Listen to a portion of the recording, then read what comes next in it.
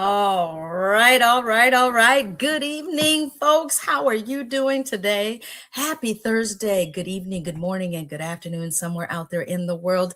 This is Real Talk with E.V.E. with the hostess and of the mostest in the world out here, E.V.E. And we bring in another powerhouse tonight. And I thank you all for joining.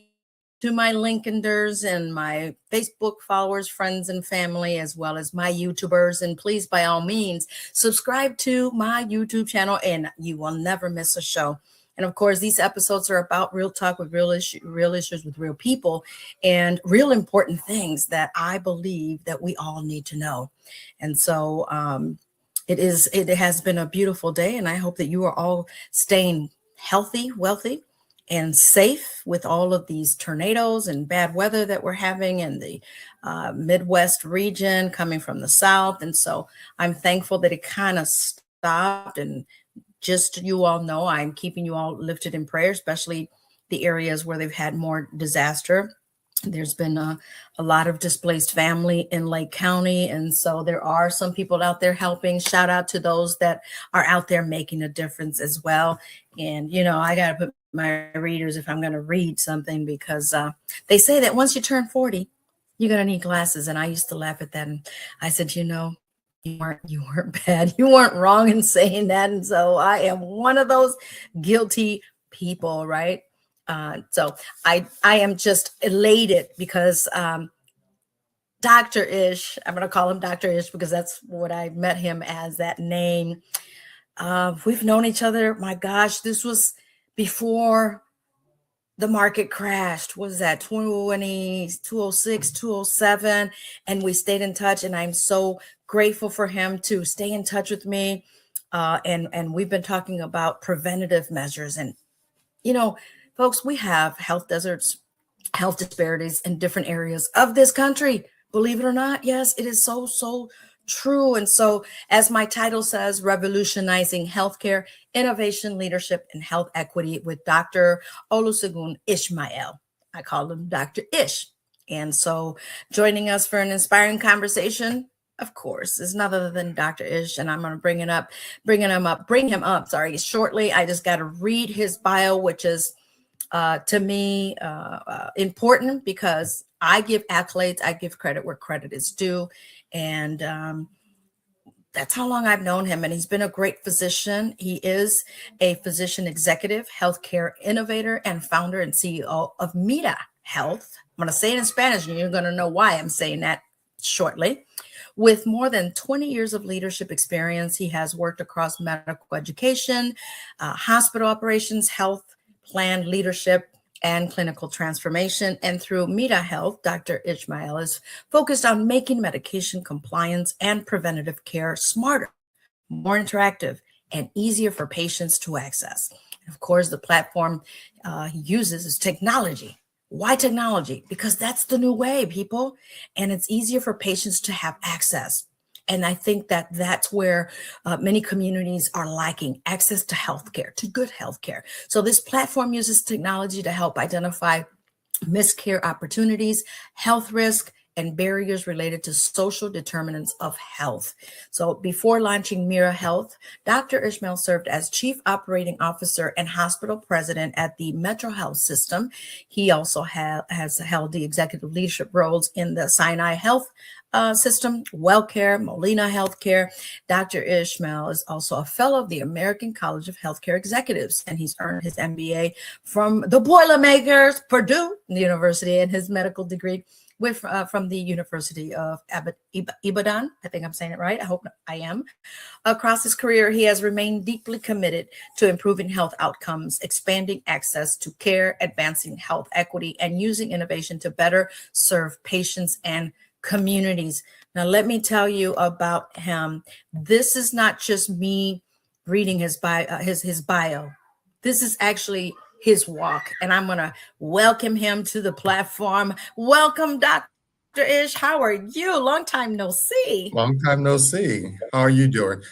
That voice is working. Blessed. I know. It has not stopped. Can I share the real quick this story?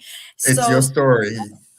Big shout out to our friend Charles Smith, wherever he is, somewhere around the world today, right? Yep.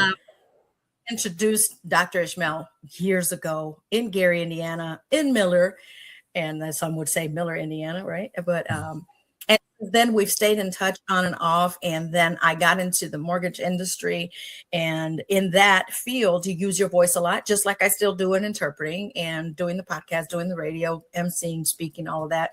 It's important to really take care of your voice.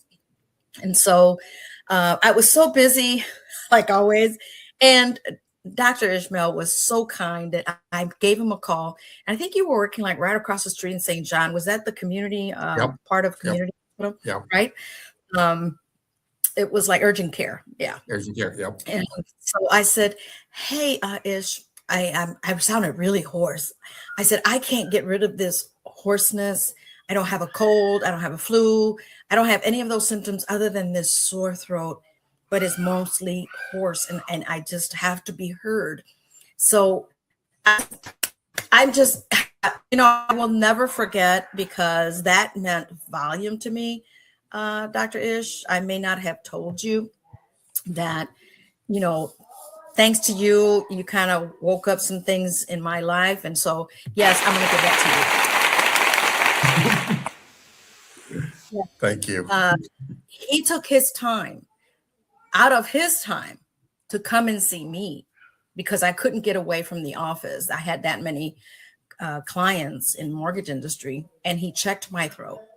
And I was right. It wasn't a cold. It wasn't the flu or anything. And where did you send me? To the Voice Institute? Out in the suburbs, Schaumburg or somewhere out there. And here I go.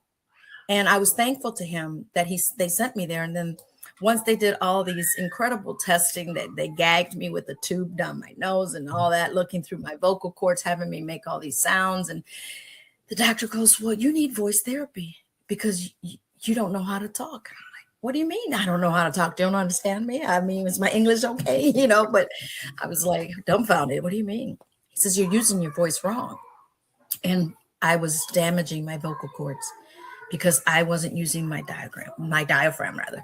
I was just using my vocal cords. So that's how we go way back. The mortgage industry has changed so much, including the healthcare and the way patients are being taken care of. And it brings me great pleasure to bring Dr. Ishmael here, because he truly cares about you all. I'm telling you, he does. I mean, he cares enough, even though if he would not have hired my translating services, I will still say that because he went out of his way to reach out and said, "Hey, I need the website translated. I need this translated," says a lot to me. That says that he cares enough to make sure that the Spanish speaking community understands about their health as well. And that to me speaks volume. And I want to thank you for that. And I don't know if I've ever told you that, but I'm going to tell you right here live with Real Talk with E.V.E. And of course, he truly is a servant of you, the community. And so we've been talking about ways to bring awareness. And if you are following him on LinkedIn, he brings great valued information to you about health awareness, men's awareness. I mean, yesterday was Blood Donors Awareness Day, and I am a blood donor. Okay. I have not donated recently, which I said to the last place was, what's that? Albert's Jewelry in Sherville. I've donated my blood there, and they've given me jewelry. And I said, "Oh, I'm going to be there," but I don't know if I missed the date. But I applaud you for bringing all this awareness to our LinkedIners, because busy people are on LinkedIn, especially professionals. Yep. We're too busy. You see, you did me the favor to come see me because I was too busy. So I want to thank you for always bringing that awareness. I sometimes share the things if I catch them on time.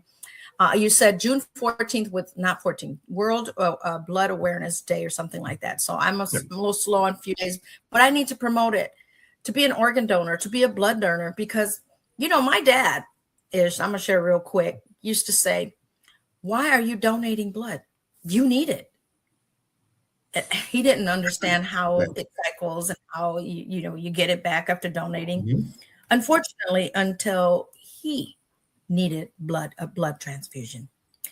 There was a bleeding ulcer, and he bled so much that he needed 2 or 3 pints of blood. And so after I rushed him to the hospital, I had to like bring him back and saying, hey, Dad, in case you didn't know, you're going to need a blood transfusion. You bled more than, what you could afford. And so he's like, what? I said, yes. And remember how you felt about me donating blood? Imagine if that person that blood went in you now didn't donate. I wouldn't be talking to you right now. So that changed his whole trajectory of why donate, right? He was able to be alive because of that transfusion. So I thank you for bringing that awareness. And if you guys aren't connected to LinkedIn with him, please connect yourselves to him. I'm sorry if not that you need more people, but you need people to share your information. Exactly. Right? And they can pass it on. Yeah. You do. And so what great things are you doing now? Obviously, you are educating our communities. I know that you're traveling. I know that you're no longer a practicing physician. So I can't give you that call and say, hey, can you come see me? You can always call me. You can always call. I will come and see you. Well, that's good to know. And it's recorded. And you all heard that, right? No. Okay, you got witnesses. Yes, we got witnesses. So MIRA Health, what is that all about? But let's talk about that transfusion and donating. I Sure. think besides just donating blood, I think the fact that people should become organ donors is crucially important as well, because whether it's cornea, heart, you name it, liver, because right now I'm consulting and working as an interim executive for a hospital up in Westchester, and they do a lot of transfusions. I mean, not transfusions, but they do a lot of transplants. They do kidney, they do liver. But if people don't donate, people don't have.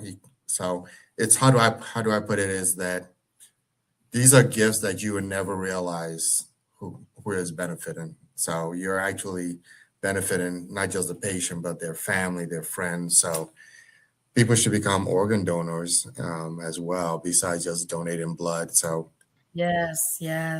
And they should. And my license, I says that little heart there, I'm an organ donor. So, here's the way I look at it. When it's my turn to go and my organs are still good for someone else, yep, I'm going to continue to live on in somebody else's body. So I'm still making a difference. What good is it going to do to bury it or take them off, black mark, who knows? You got to take everything out, whatever. I might as well have it donated. Make a difference in someone else's life. There's an 18-year-old young lady that was a great swimmer. Something happened when she went in to rescue a child in a pool. Some of you may have heard it. It was a good outcome after that. It was sad that the family lost, I think she was 18 or 19 years old. Yeah. And she was an organ donor-ish. And so someone close to me and my family, his sister, was the recipient of her heart. But guess what? Her mom and part of my family members, best friends with his sister. And she needed that heart. Yep. So she's going to continue to hear her daughter's heartbeat so long as her good friend still lives. Yep. So she helped so many people stay alive because she was an organ donor. And obviously her organs were healthy. She was 18, 19 years young, right? So that is huge. I have another friend, her husband has 2 lungs that were transplanted into him during COVID. As soon as COVID hit, his organs shut down, his lungs shut down. So he was blessed with 2 lungs. And how often do you get those stories? 2, not 1, 2 lungs. And so if it wasn't for those organ donors, people wouldn't be able to live. And unfortunately, sometimes one has to die for someone else to continue to live. My brother, part of his wife, my sister-in-law's liver was donated to him. Yep. So she didn't have to die. She could still do that.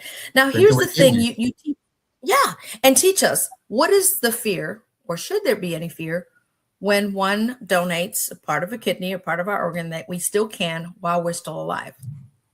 So let's take the kidney, for example. We have 2. God in his infinite wisdom gave us 2. So if you're not hypertensive, diabetic, or have any disease state that puts your kidneys at risk, and you live a healthy life, and you keep hydrated, I mean, your kidney function is going to be the same with one or two. So if you have a family Mhm. member or friend who needs a kidney transplant, donating one is not going to reduce your lifespan. So because like I said, God is in his infinite wisdom give us two. Same thing like you just said about the liver. You don't need to take out the person's whole liver. Sometimes you just need a piece of somebody's liver. Right, Um, right. so, but to your other point is that when we die, we're not taking the bodies with us. Our soul goes No, somewhere. So the no. body decays Amen. or we cremate it. So if there's an opportunity to live on through somebody else in one form or fashion, like you said, your heart continues beating through somebody else. I remember this old Yeah. movie about David Duchovny, and I think it was set actually in Chicago, where his wife died, Mhm. and for some reason, this other woman who got his wife's heart, they were just connected somehow. For fate just continued bringing them together, and it was then eventually found out that it was his wife's heart in this other woman's heart and chest. So it was like sometimes we don't know what happens. Maybe we still True. live on in that person. So I see it that way. And to be able to do that while they're still living is a blessing. And when you go on to the next world, you're still a blessing. You're still yep. making an impact in someone else. How beautiful is that? And some people are like, nope, I want my everything in me. I'm like, you think you're gonna die and be buried with everything in you? Are you really serious about that? People, I guess it's that fear factor of not knowing. But when you're dead, I mean, are you gonna feel anything? Yeah, No, you're not. it's and we need to begin to think if you're religious that your mind, body, and soul, they're totally three separate entities. Your soul, once it's gone, it's just flesh. And that flesh decays. It's not going to be here forever. So even if you believe that we're all going to be resurrected when the Lord comes back, which is fair enough, it's not that same body that you're getting. so so let's Not at so if you're all. looking at it from a religious perspective, but I think it is fair. It's the same thing when I was working with hospice. Our community, we don't like talking about death, whether it's African American, whether it's the Latinx community. We don't like talking about death. Death is Oh, we not don't like talking about health insurance. I mean, not health insurance, exactly life insurance. Because they're like, oh, life why? insurance. I'm not dying yet. No, it's called prevent. It's It's, called it's avoid. like It's called yeah, plan ahead. it's kind of like having a spare tire in your car. Exactly, You exactly. don't wait till you Yeah. need the spare tire to say, "Oh, I need the spare tire." You get the life insurance, and it's like my life insurance. I know it's not for me; it's for the people I leave behind. Right, right. And not leave that financial burden on them Exactly. to Yep. to I said I want the best funeral home going for me because I believe I've earned it. Yep. Right. This is just me thinking in my head, telling my kids, but you won't have to pay for it. Why am I going to do exactly. that to you? And then some say, now we got to pick up a collection. Now we got to go fund me. And that's what life insurance avoids or actually Yep. prevents you from doing it. It just, you know, plan ahead. Let's talk about death. So you were saying most people don't want to talk about that, especially our Black and Brown Okay. communities. The Yep. I don't like talking about it. unavoidable thing happening. You can't. You can't get We're away all from it. going there. Some sooner than others. No, you cannot. I always joke No, you around with cannot. patients that none of us are leaving alive. Right? I mean, how else This are is you a going to life go? sentence. Nobody's leaving alive. True that. Yeah. True that. That is so true, Dr. Ishmael. But to And that and, point, the and in, goal. mhm. Go ahead. Go ahead. Go ahead. Yeah, but the goal really is while we're here, how do we make it as long as possible and as healthy as possible? So we have more than just quantity, we have quality. So There that you for go. me is the important thing is There you let's go. make sure we have quantity, but let's also make sure that while we have that quantity, we also have quality. Yeah. Let me take you a step back. People are saying, who is Dr. Ish? And so I want to go back to you. We all have a story, right? Why we choose Yep. this path versus that path. So tell the community, the world, Dr. Ishmael, And once again, welcome to Real Talk with E.V.E. And thank you for taking the time to come on. We've been talking about this for a while, and here we are tonight. So before we talk and get into more about MIRA Health, MIRA Health, I'm going to say it in Mira. Espanol, MIRA Health. Tell us a little bit about your journey. What inspired you to pursue medicine and healthcare leadership? So it's interesting. So first, I am an immigrant. I came to the States, I think, 2 weeks before my fifth birthday, not speaking English. So Wow. my mom, midwife. So I'm going to quote Hamilton: "Immigrants, we get the job done." So Um, so my mom trained as a midwife in Nigeria. My dad, an engineer. So I always joke around with people. I basically taken both of their careers, healthcare and operations, and brought it together. So that's how I'm now a healthcare executive. So, but the interesting thing is for me becoming a physician was I always felt the need to help. That's my passion in life is how do I help? How do I make your life better? How do I make you feel good about who you are? So that's really why I went into healthcare. So I remember a Wow. situation when I was in medical school, and I trained in Nigeria because even though I grew up in Chicago on the South Side, so I'm from the region. I'm from South side, as some of you say. you know, um, grew up on the South, and then we moved to Nigeria for a while. So my dad taught in university in Nigeria. So, but while I was there, I finished high school, went to med school. But as I was finishing up med school, because med school was free in Nigeria, so which for me was like, okay, why do I want to go study in the States, come back home to the States to go to med school when I can do it for free? And then I'm going to do it for a shorter period and graduate when I'm 22, 23. And I'm like, oh, so fast forward. Well, I had Mm. one life changing situation. I'm sitting in the emergency room in the hospital in Nigeria, and this senior citizen, older gentleman, comes in with acute urinary retention. So for Mm. the public, acute urinary retention means he hasn't peed for days. Right, So right, right. everybody knows how painful it is. Like if you were like, I gotta go, and then you can't go. So And you imagine this can't go. he can't go. That's So imagine for a couple of yeah. days he can't go. He's in severe pain. Wow. So we give his because there's no real health care insurance in a lot of third world countries. So we gave his family a grocery list, go get this, and go pay a deposit before care started. And I'm like, that shouldn't be. We need to take care of people first and then chase the money. But I understand where they're coming from. But I'm like, this is not how healthcare should be. We should be able to take care of you and solve your problem Right, right, simultaneously. So that for me was an impact that based upon where you are born or the circumstances of where you are born will determine what kind of healthcare you get. right. Wow. So then now coming and then training in Gary, Indiana. And I always joke around with people that I had two options for residency. I had option to do residency in Chicago versus Gary. Mhm, I did my mhm. interview in Chicago at this really nice hospital that overlooks the lake, and they offered me an appointment. Then I came to Gary, and I'm looking, and I walk into that hospital, and I'm like, I like these black and brown people that I that I see. If you don't know, I did work in actually in East Chicago for a while. You did? So, yep, I worked in East Chicago for a Wow. minute.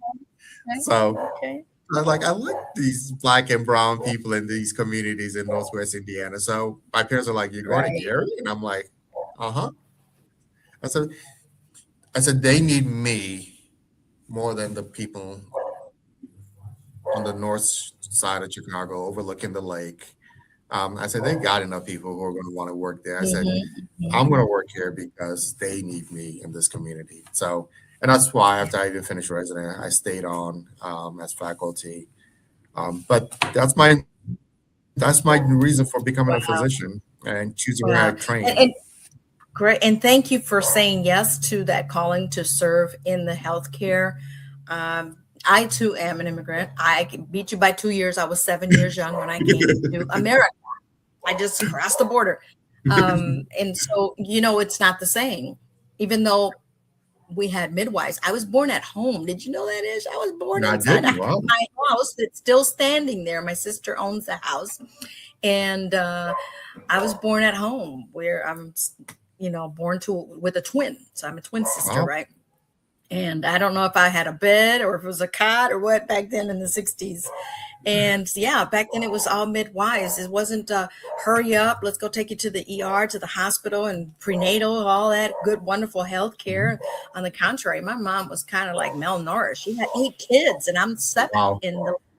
in the line of the Yep. second to the youngest, right? Wow. So yeah, I'm with you. I'm with you, and I thank you for being part of making that difference and that continuous impact in the region. But you're everywhere now, Ish, and I'm thanking you for that because people really Yep. get to know you. They need to get to know you. So here's the next question. You have successfully combined clinical medicine and executive leadership, which is where you've been at since you retired, right? So how did your experiences shape the leader that you are today?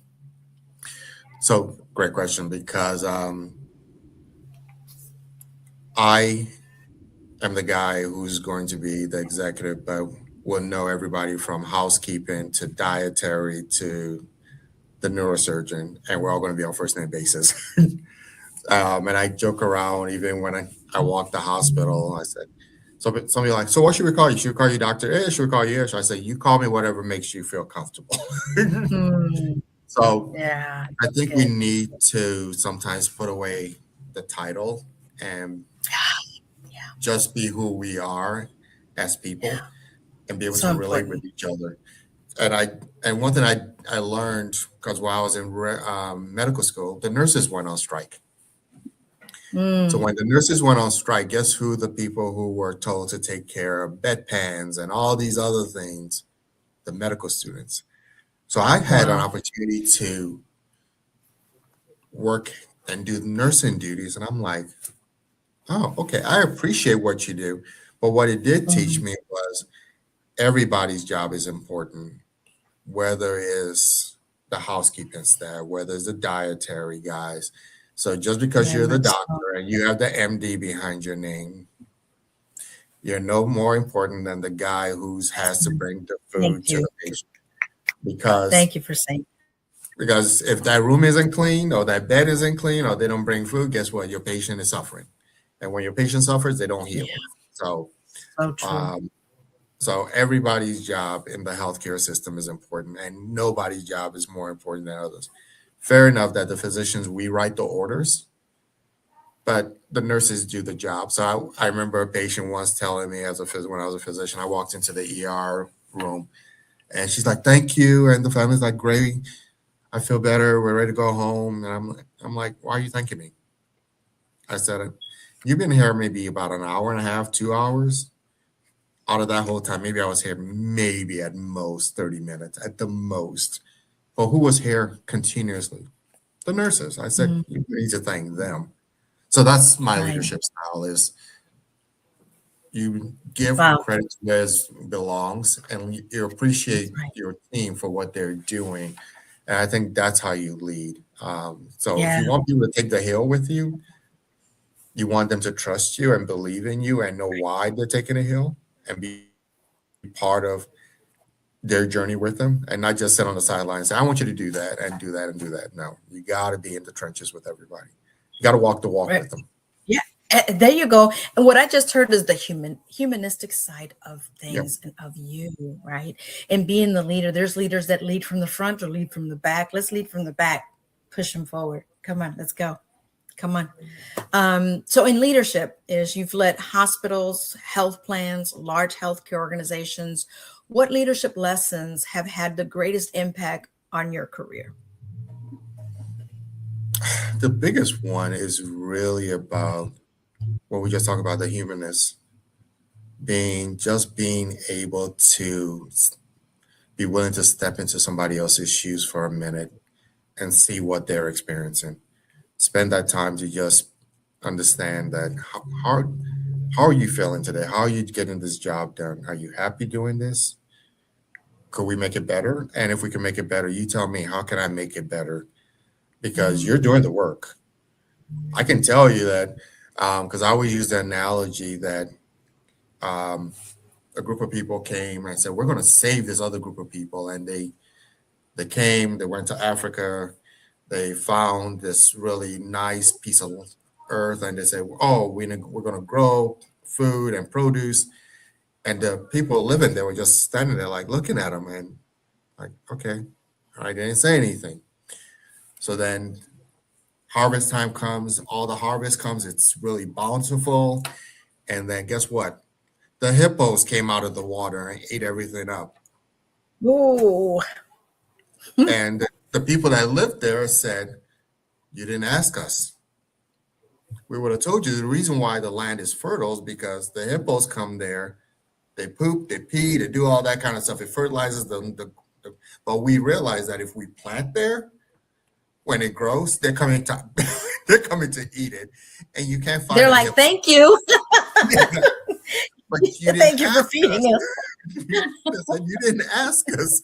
If you had taken Right. 5 minutes to ask the Mm. question, why haven't you guys used this?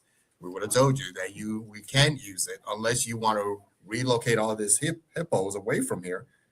That's not somewhere you want to be during harvest. So I use that Yeah, as an no, no. analogy that sometimes you got to get into the shoes of somebody else and ask them, okay, how do I make this better? So getting teams Yeah. together and asking them to break down their piece and say, okay, how do we do this? And how are you doing it? And how do you think we can make it better, improve upon it? So those are the things that I want to learn from the people in the trenches and understand how things work. And then I can say suggest and say, okay, you give me some ideas. What are your thoughts? And then how do Mm. we incorporate that into the process? So that's really Yeah, my leadership that's style over the important. years. No, that's great. And I mean, I want to hear, as in you leading these healthcare organizations and being that leader, and they're from all walks of life, all different sizes in these healthcare organizations, from hospitals to clinics, what have you. But what qualities do you believe that every healthcare leader must possess in today's rapidly changing environment? Oh, it's quite a few. The biggest one would be one, you got to have compassion because we're seeing people at, I won't use the term at their lowest, but at their most vulnerable. So we got to just have that compassion for people. It's like, okay, how are you feeling? What's going on? How can we make you feel better?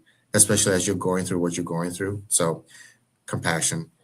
Two, we gotta look at it from a financial lens because healthcare dollars are increasing every day. One of the biggest reasons most people file bankruptcy in this country is because of healthcare costs.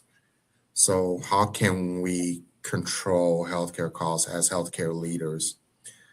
So let's provide quality care in a compassionate manner, but still making it financially reasonable and financially viable, not just for the health system or the patient, but for everybody.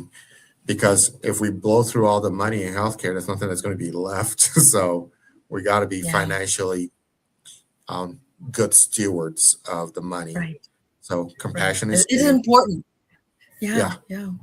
It's So I always important. joke, no I'm money, sorry, no go ahead. mission. No money, no mission. That is so true. That is so true. And it is, I mean, a hospital is a business, right? But it's Yeah. also the place where everyone has to run to sooner or later at one point of their lives. And sometimes we hear, well, hospitals, all they care about is about making money, right? How can you change that mindset of a person that thinks like that about a local hospital, if in fact that is not what is happening, right?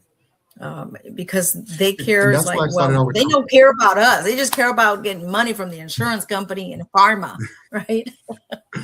And that's why I started out with compassion.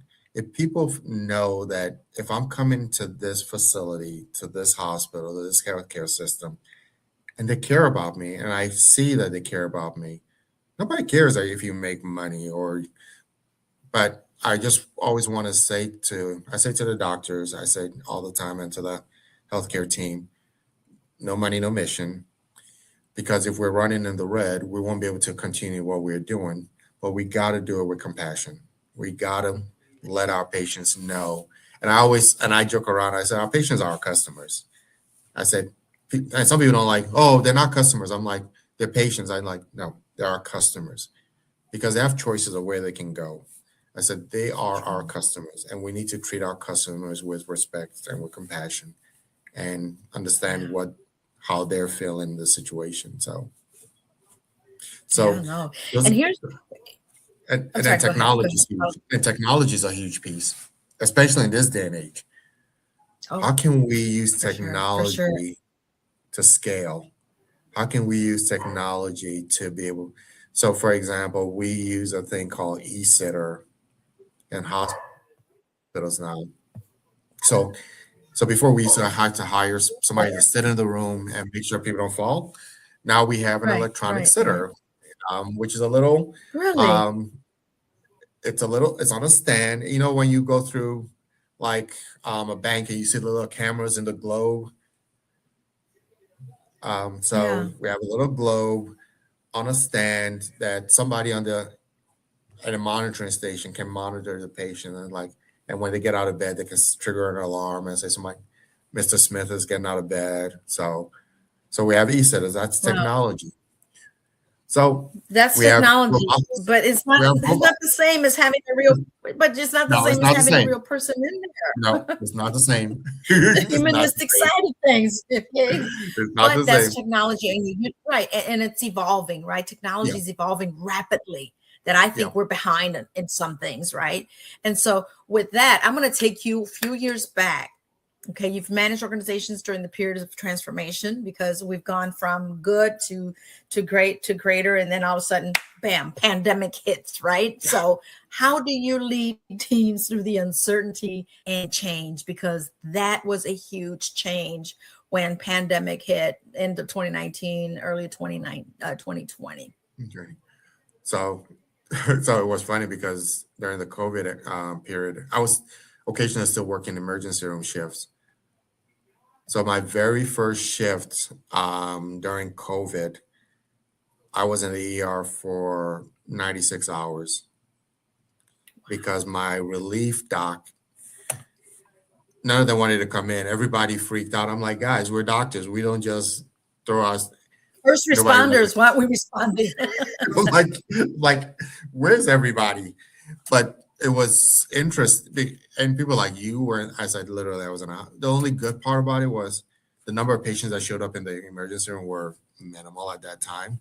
If you only came in if you were really sick, but it was interesting because it showed how quickly things could change overnight. Because I pulled up to the hospital and we had the tents in the front of the hospital, the isolation tents. The parking lot was empty, and I'm like, wow, this is one of those zombie movies where it was like, where Right. did everybody go? Yeah. But it was interesting. But to your point about, I digress. To the point about change, it's truly getting people to understand why we need to make those changes. I think getting buy-in is important during periods of change management and getting people to understand. And I was explaining to somebody earlier today, every person has a primary gain and a secondary gain. So the first question is, how do I get you to buy into it with your primary gain and then also a secondary gain? The analogy I always use for primary and secondary gain is I told a patient in the ER once that um, you want to die because he wasn't taking Mhm. his blood pressure medication. His blood pressure is 200 over 120 or something really high. And he's like, no, not really. So primary gain. Okay. So the next question I asked him, I said, "You have kids?" He said he had daughters, and he just lit up when he started talking about his daughters. I said, "Do you want to walk them down the aisle?" That got his attention. That was his secondary gain. So his secondary Mm. gain is was more important. That's where I held him. I said, "Well, you need to take your blood pressure medication because if you want to walk your daughters down the aisle, even if you don't care about yourself, the primary, but you care about them, So Yeah, yeah. sometimes during change management, especially really significant change that needs to occur, you need to find where the primary and the secondary gain for each individual, each team, to be able to get them to buy into the situation, because change is tough. Nobody likes change, even Some though people every day, can't accept change. Some people yeah, won't even though we accept do, change. Okay, come on. but I tell people, I said, you accept the change you want to accept. If we took the iPhone and we thought back to 20 years ago, we would have been like, nobody can do that with a phone. Now Right, we're right, making phone right, calls, we're on the internet, we're doing all kinds of stuff with the phone. We're taking pictures, we're listening to music, all at the same time on this little gadget. right. And but all of us embraced it. So we can embrace Yes, we change when we did. want to embrace it. And we just need to figure out That's how right. we get it across and what the gain is. And it was funny how the iPhone came across when you look at the evolution. We started with the Well, I'm iPod. sorry, Ish. How about Android? And okay, I'm sorry, Android. Yeah, okay, we're going to become neutral. We're going to say smartphones, the smartphones. Smartphones. Yes, smartphones. Don't But, mean to offend anyone, okay? but iPhones are great for those that love it. I'm not an yeah, Apple, I'm not an and then iPhone. My some people daughters, love those oh no, Androids. Yep, I love it's my Android. I won't Android. switch it. Yep. I don't want to be lost. But you know what? Just with the electrical cars in the beginning, they're like, Yep. I mean, look at the Jetsons. Remember that show, The Jetsons? Yep. They were already telling us where we were headed. And But we're like, it's just a cartoon it's not. show. Yeah. Let's go And all back of a and watch sudden, it. yep. We're living Same it. thing. Same thing with like Star Trek and all the flip phones and like the Yeah, quarter. What did they call it? The yeah, something they had quarter. them Yeah, it's already. like, oh, that We was got to, that. yeah, get with the times, folks. And and this is a great segue to go right into MIRA Health, the Man, innovation and MIRA Health. So, what inspired you to create MIRA Health, Dr. Ishmael? so if you haven't gotten the theme of my life, it's always centered around something happens with patients or healthcare. So I'm in the ER in Southern Indiana. This really nice older lady comes into the ER and we just start talking. She's huffing and puffing, and I'm trying to get a history. And I'm like, "You were here a couple weeks ago." And she's like, "Yeah." I said, "All right, let's start with what medications are you taking?" So first problem, nobody ever remembers the names of their medication or can't pronounce it. So she brings out this grocery bag and gives it to me, and I'm like, "You," I said, "Grandma, you are not taking all these medications." Guilty. And it was literally a grocery bag of medications. And then I Yeah, said to her, guilty. "Yeah," I said, "Can I take a picture of your medication?" She's like, "Go for it." I said, "Do you spend the whole day just popping pills?" And she's like, "Yeah, pretty much." Wow, And, that's and so that just sad. bothered me. It's like, one, you're taking too many Wow. medications. Two, some of them are duplicates of the same medications and the same type category of medication. I'm like, so the first problem is nobody's talking to each other who's prescribing your meds, Right. and you're getting it from multiple pharmacies, so they don't know that you got this from that and this. And the other piece is that you don't even remember to take these medications, so they're just sitting in the bottles. And like I tell people, it doesn't help the bottle, it helps you by getting into your body. So it has to get into you.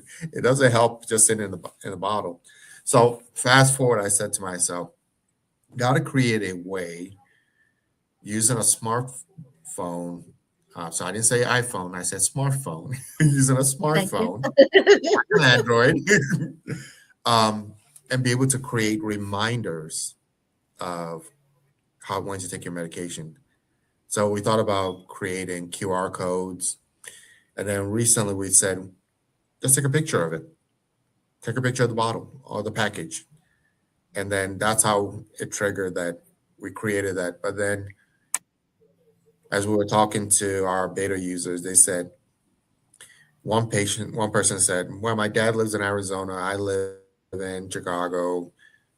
When you give him the reminder and he takes it and he says he's taking it, can I get the same notice that he's taking it? So I don't have to worry about him, that he's not taking his medication. So we created that buddy system, that family community that you can create. So I can create a community with my kids or my wife or my whoever, a best friend, a partner, a spouse. So you create your own personal community of the village that helps you remember to take your medication.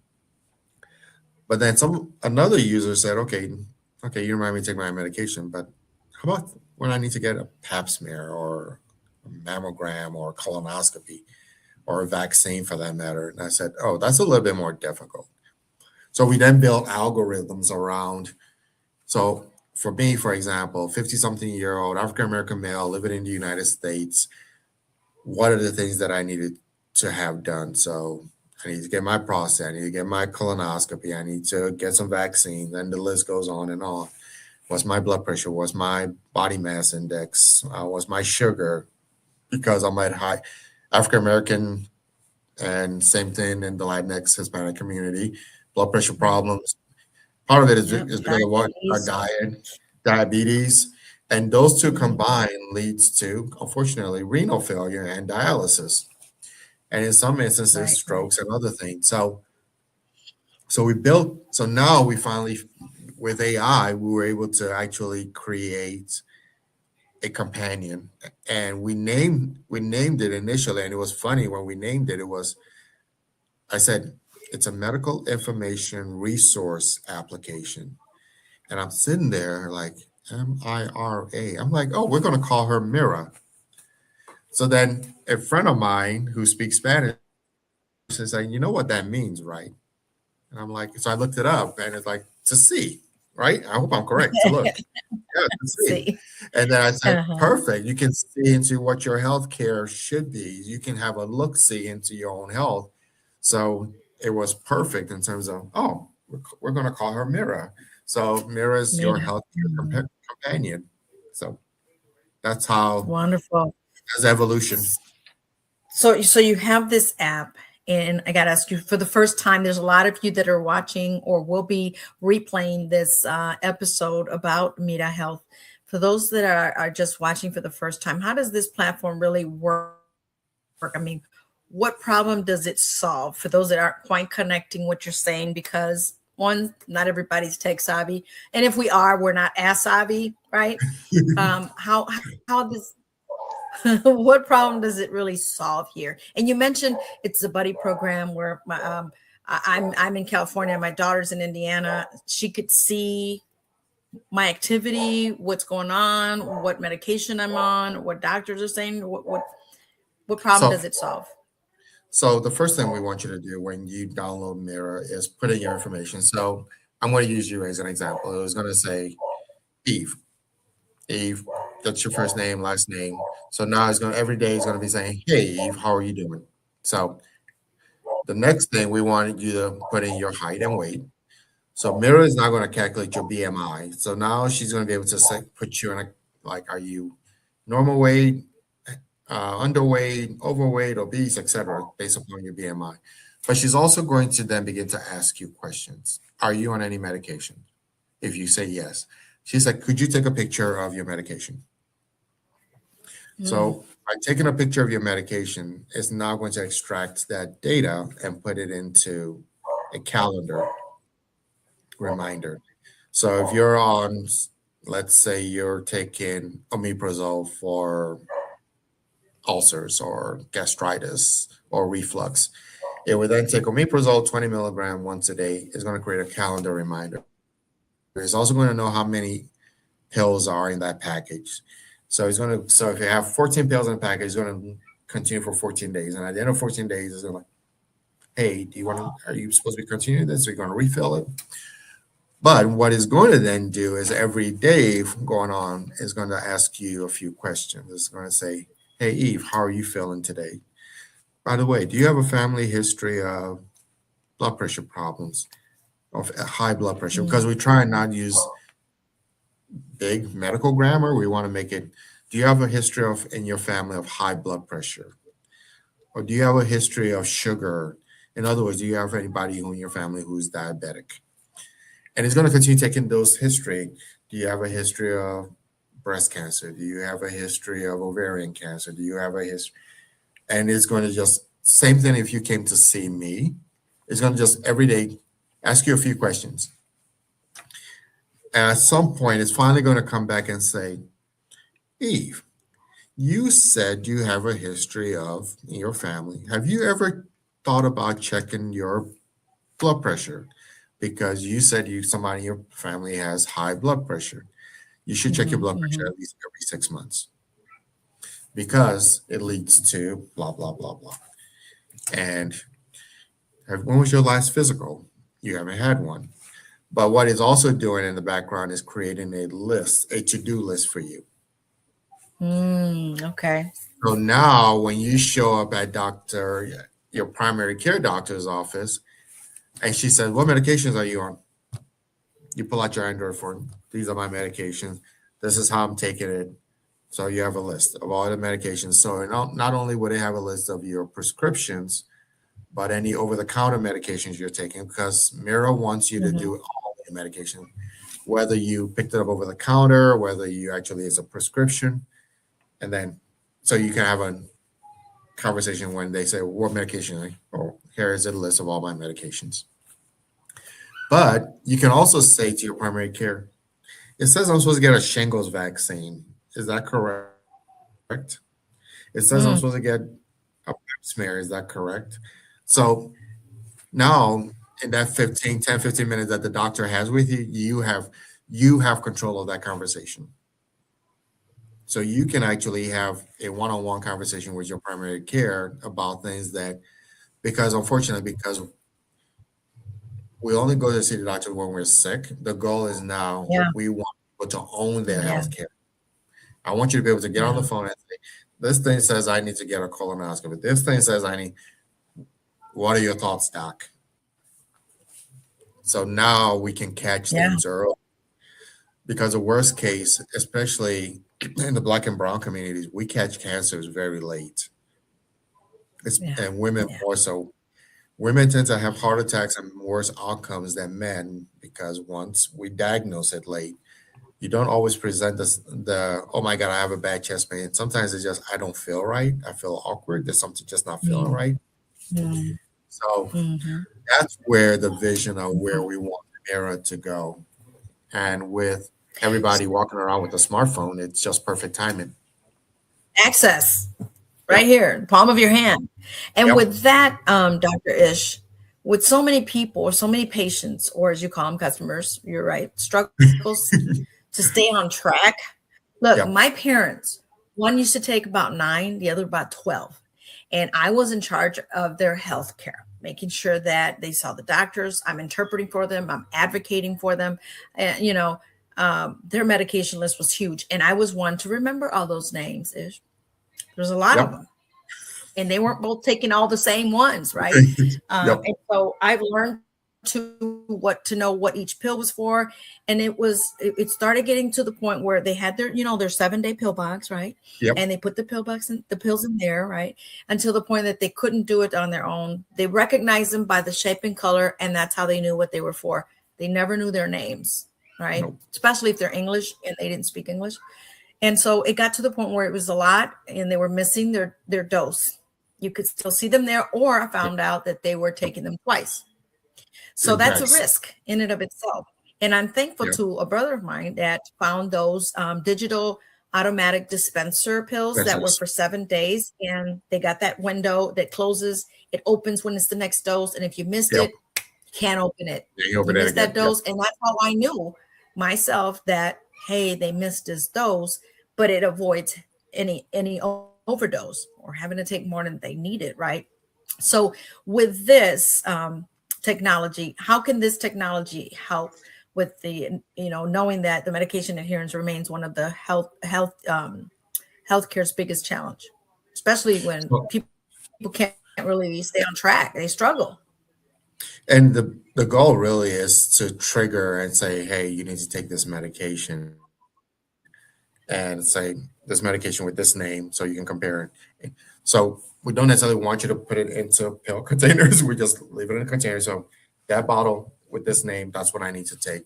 Because part of the problem, and patients show up in the emergency room for me, was always they'll bring their pill containers and then they're like, okay, here are my pills. And I'm like, I don't know what these things are.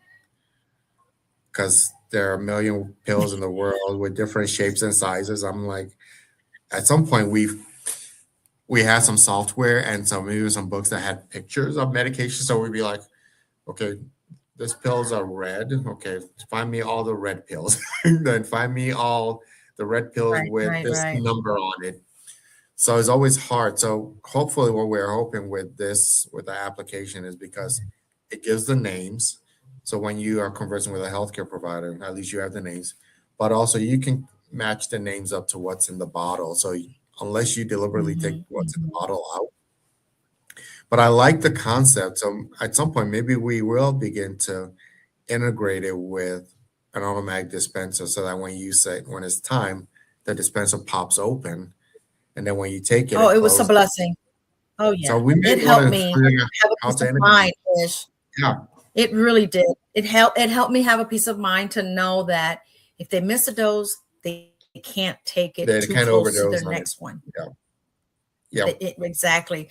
And with that, and I know that what you're teaching is to be preventative, yep, and many people are more reactive than proactive, right? So preventive care often takes a back seat, okay, until, like you said, they become ill.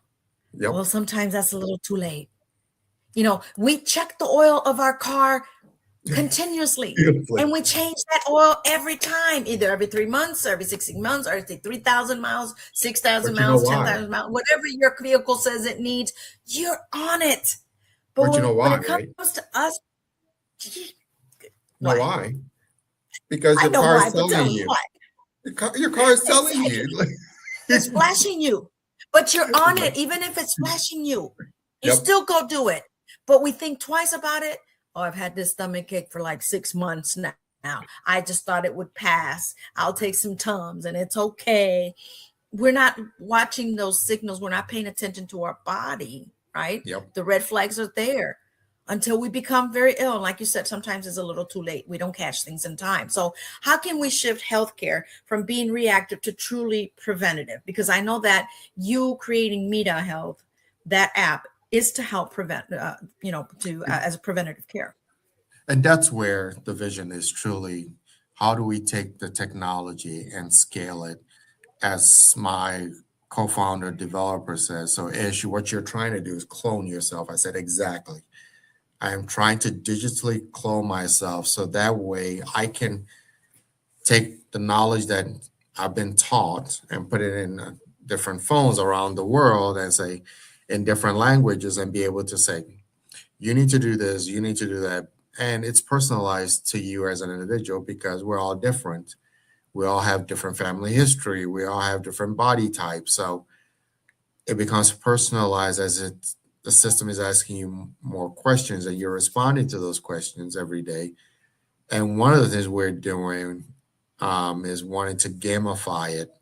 So that way, if you and I are on the same platform, Mirror, and I have points for everything that I'm doing right, you're getting points for everything you're doing right. If you're like, why are there 20 people around me right now who are on Mirror? You don't need to know who they are, but the system will tell you there are 20 people like you who are on Mirror, and guess what? They have 200 more points than you.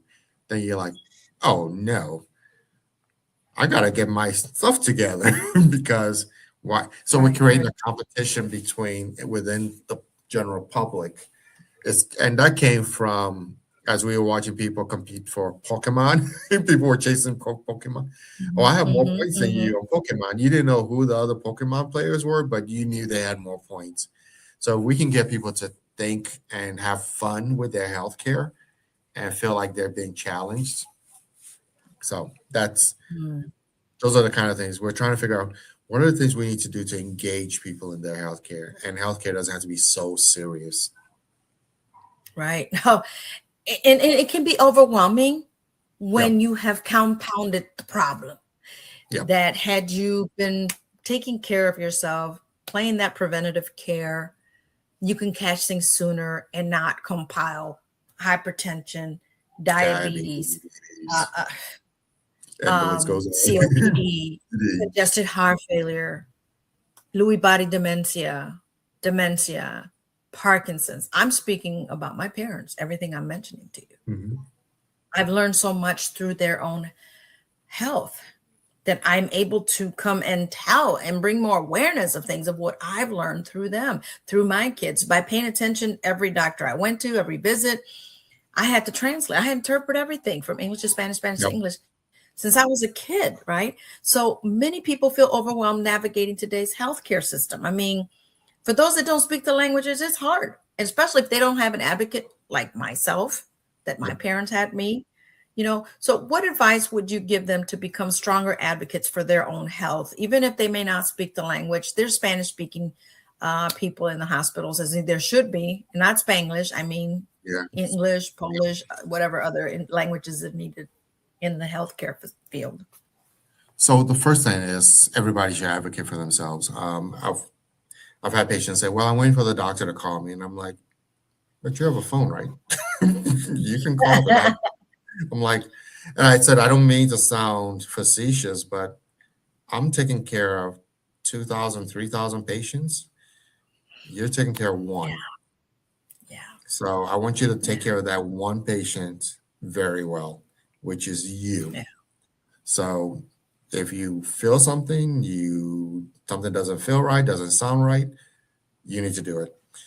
The other example I gave you once was of when I was teaching a resident, and the resident walked out of the room, and older African American female patient, and she must have been in her 80s or something, and she's nodding and smiling, and the resident walks out of the room, and I said, "Okay, tell me everything he just told you." And she's like, "Baby, I don't know what he was talking about."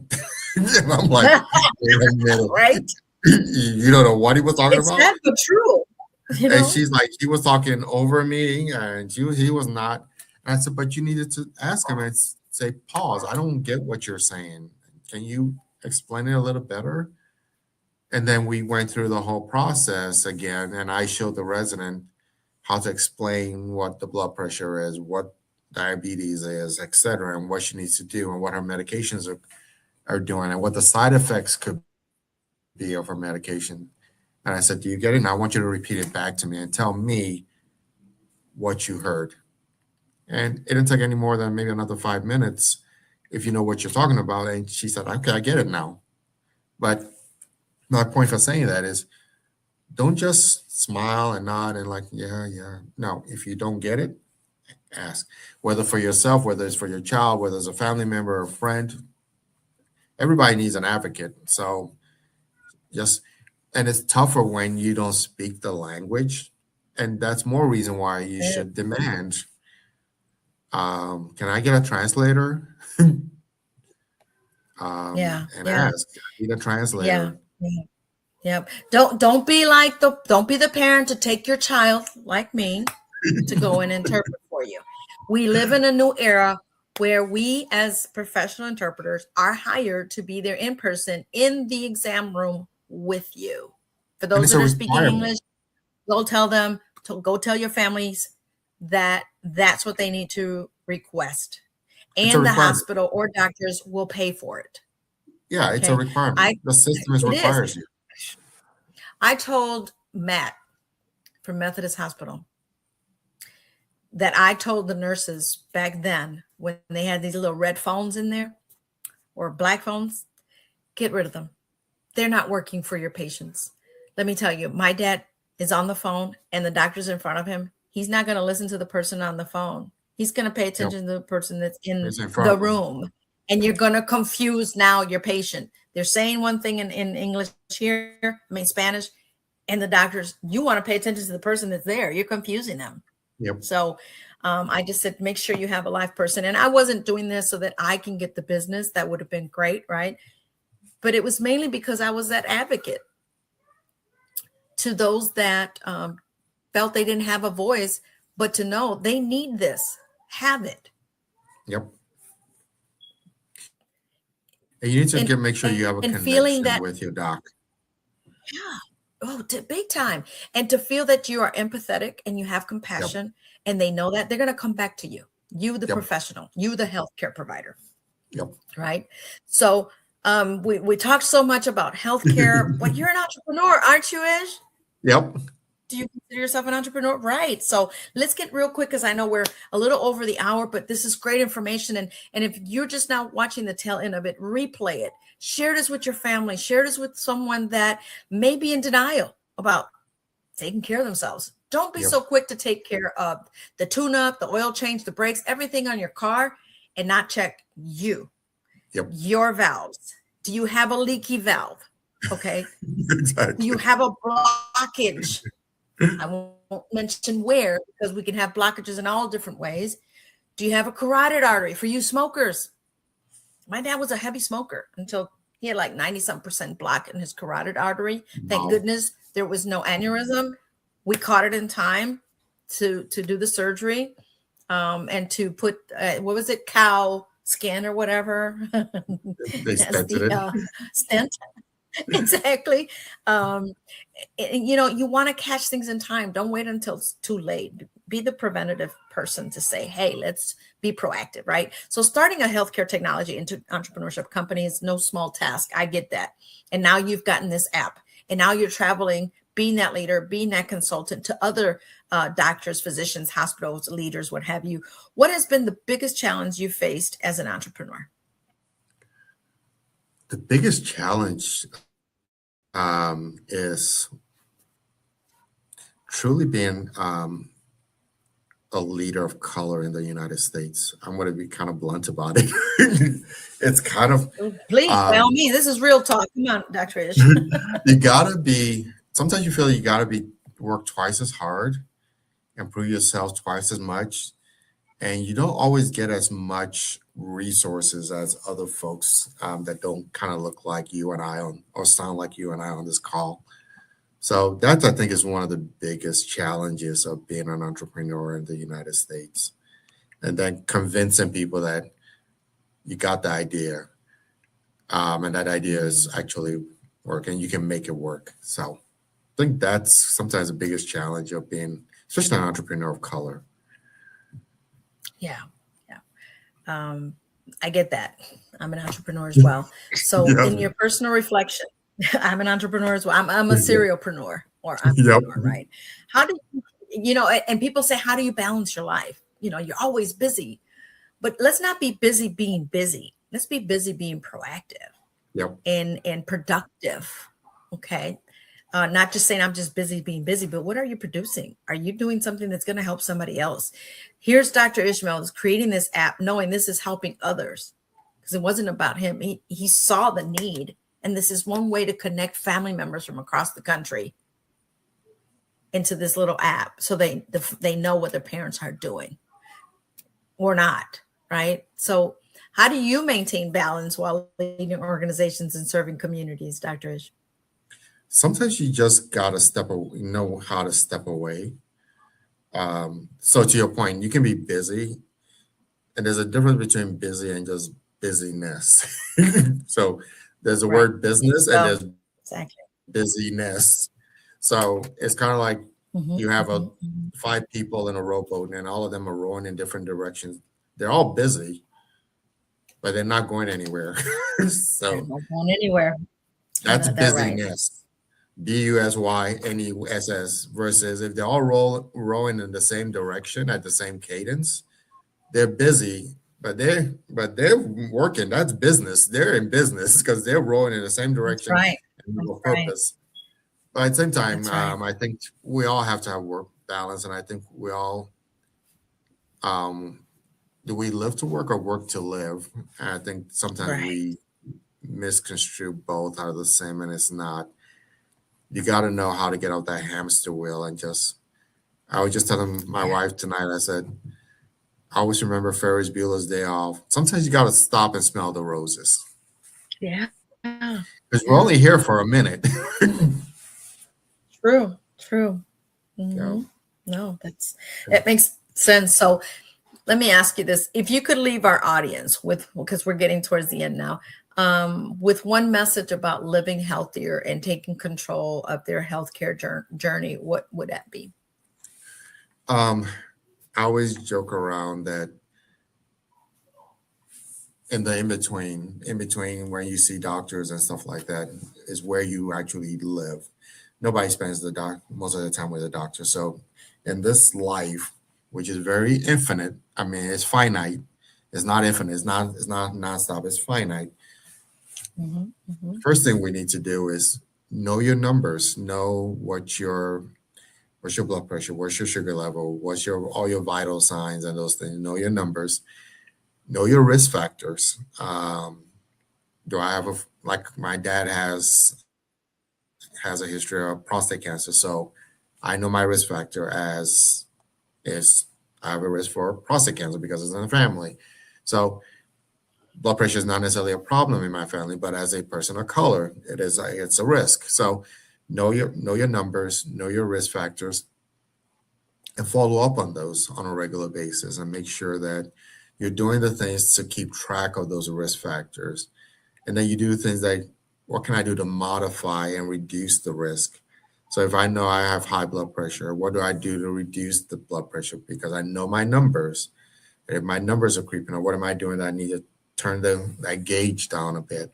So I think those are the kind of things that I want people to take away is know your numbers, know your risk factors, and then begin to have those conversations with healthcare providers. Oh, how do I modify these risks? And not everything needs to be medications. Everybody doesn't need Right. to. I think as a country, we're probably the country that pops the most pills in the world. Oh, So not everything is thank medication. you for saying that. Thank you. Full transparency. Yes, that's so true.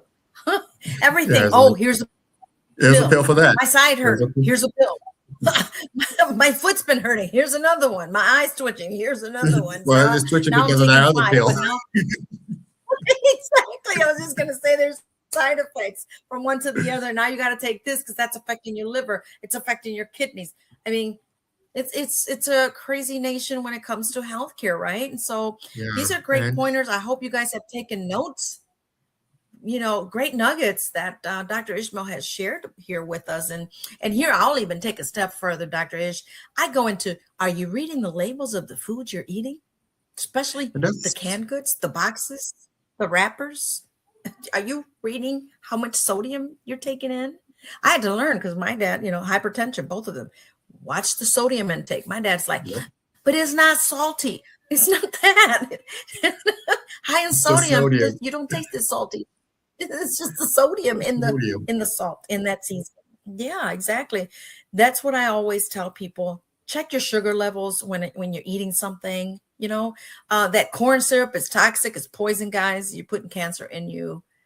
And listen to what Dr. Ishmael is saying, and he truly cares, and he's gotten that far to even talk about creating and having to create rather MIRA Health. And with that, what's next for MIRA Health, Dr. Ismail? Where do you see the company making the greatest impact in the coming years? So one of the things that I'm going after this call, you and I got to sit down together and figure out how you're going to help us translate it into Spanish. Because we're It'll be running a great. pilot. We started running a pilot in Nigeria. So because what we wanted the AI is to begin to learn different cultures. So one of the things we would love for it to be able to learn is we want you to help us teach it the right way to speak Spanish and the right way to communicate. Oh, that sounds like fun. And it's And then actually that was going to be one of my questions, but go ahead and and we'll go then back to in the like AI. and then in the next 1 to 2 years, like this time next year, we actually wanted not just asking you questions by text, but actually conversing with you. That's the goal. Is we wanted to have so when you wake up in the morning, it's actually going to speak to you, and you can have a conversation with it. And when you get into your car, it can connect to your car audio and then interact with you. That's our ultimate vision. And then you can say, I don't like to call you Mira. I want to call you something else. So I'm going to name you because you're my companion. I'm Right? going to name you something else. Yeah. Yeah. No, and do you know that people are using AI as a companion? Someone Yeah. say, "Oh, that's my best friend now." They're Now keeping that's me not on healthy. track. I tell them, be careful what you share because that they can use those It's- documents in court. I'm just saying. So, yeah, and like speaking of AI, real quick, I wasn't going to ask about it, but you brought it up. Is everybody's on the edge? I shouldn't say. A lot of people are on the edge when it comes to AI. I use AI for the good, folks. Don't talk about me, don't judge me. This is for the good. So artificial intelligence is transforming healthcare. How do you see AI improving patients' outcomes while maintaining the human side of medicine? So I'm going to go back in time and say I mean, when I didn't want cars to first take you came out. back, but you brought up AI, so Yep. I had I'm to gonna go back ask in that. time. About when cars first were built, and we were transitioning between horse and buggies. A lot of people died from car injuries, and then we put rules of the road. You can't do this. Stop signs, stop lights. We then created seatbelts and then airbags. So I think as we are developing AI, we need to create guardrails. What it can and cannot do, what is not allowed to do, what we can allow it to do. So we're like, these are the guardrails, these are the things. Because unfortunately, technology is part of our DNA. We're always going to be continuously innovating, but we don't want to innovate to the point where it destroys us. So we need to create guardrails and safety guards. And I think that's my biggest concern. So even as we're building this AI model, we're creating guardrails. We're never going to have it make a diagnosis. We never want it to be your best friend. No, it's supposed to help you Right. to be able to give Yeah. you health literacy and knowledge. It's supposed to teach you about your health. It's not supposed to take over from the doctors. It's not supposed to take over from your human interactions with the nurse practitioners, the physicians, the PAs, whomever. It's just supposed to help you get more literate about who you are and what your body's telling you. So I think those are for me. I like technology. We just need to create guardrails. Yeah, as you should. And it's not, people, AI is not taking over. Yep. Okay. I mean, here we had the telehealth. Did you think that when pandemic came, they were going to tell you, you can't see me in the office, but I'll see you on the screen? Yep. I mean, you had to go with that. And AI is here and it's not going anywhere. So educate yourself with this technology for the good. Dr. Ishmael's using it. It's what do they say, the necessary of the two evils? You got to make the best of it and make it work for you. So Yep. finally, where can people learn more about MIRA Health and connect with you? For those of you that are watching below on the screen, it says for more information, go to mirahealth.io. Is this the best way that they can get Yep. educated and reach It- out Out. to you? Yep. If there's a healthcare professional out there that owns their own practice, to get a hold of you. Hey, we need some more teaching. Can you come over here and teach Yeah. us whatever thing that they are probably lacking, because not everybody knows everything. And if you're the smartest person in the room, leave. I'm just saying you're in the wrong circle, Yeah, exactly. right? So this is my EVE's new signature closing question, right? And so I'd like to end this in every episode with a signature question, which becomes a part of my branding, right? And this is part of ethereal lifestyle. So here at Real Talk with EVE, we believe every person has the power to leave a legacy. So, Dr. Ishmael, what legacy do you hope your work leaves for future generations? A healthier world, a healthier, happier, more loving world. That's what I really hope that I leave, where we don't judge each other by our skin color, the way we sound. We all have our biases, but I truly want that. Let's love one another and stay healthy and wise. I think that's for me will be like, okay, wow, we left this world a better place. So Yeah, well, that's good. That's real good. And again, it's MIRA Health, MIRA, as we say, look, health.io for more information, and stay tuned for more information also on that app as we are working through it. It's, I always say is if the need is there, then we go in and fill it. Don't wait for someone else to do it, yes, because yep, then we'll be waiting and nothing happens. All it right. never happens. Thank, exactly. Thank you so much for making a Thank difference, you. Dr. Ishmael. Great It's a seeing pleasure you having after you how many here. years? I know, right? And I didn't realize how long we've known each other. Oh my gosh, Yep. 20 years. You only getting better. Hey, We can get better as the song.